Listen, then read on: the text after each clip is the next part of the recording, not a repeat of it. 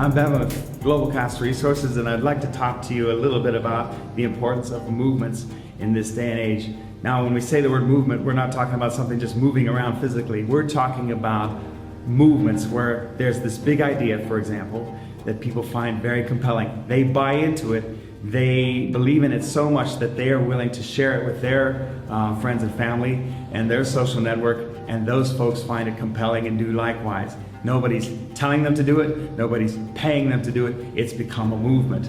And in the history of the world, it's been movements that have had huge impact, for good or bad, in the course of history.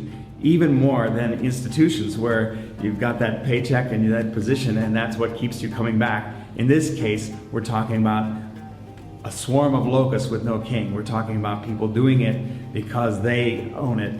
They believe in the vision. They've got common values that hold them together. They've got relationships that hold them together. And that's what moved the whole thing forward. Now, in mission circles, we have been working to catalyze what we call disciple-making movements. So instead of just people coming to know Jesus one by one and winning one disciple by one disciple, we win disciples in a way where they can do likewise. Disciples can make disciples rapidly empowered to do it right from the beginning and not having to wait for like years of equipping to be able to do the stuff. They just from week one are equipped to go out and share what they have received.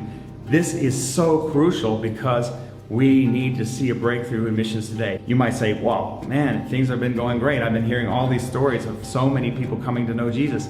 Yes, it's true. It's never been so many people coming to know Jesus like we've seen recently. And yet, that has actually just stayed in lockstep with the population growth of the world. So the population has been growing rapidly, and the number of people falling in love with Jesus has also been growing rapidly, but about at the same pace.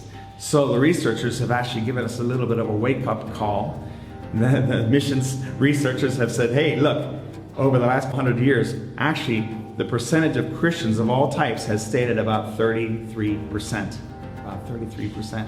We're like, no, that is not acceptable. So what can we do to change this? We can't keep going with addition-type evangelism and church planting.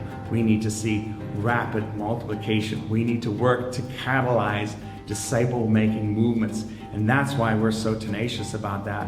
That's why we're so dogged to hold on to the idea of movements. Number one, we've been seeing them happen like never before, and number two, this is the only way we're going to be able to break that flat line and see the number of people falling in love with Jesus and following him actually outpace the population growth in the planet today.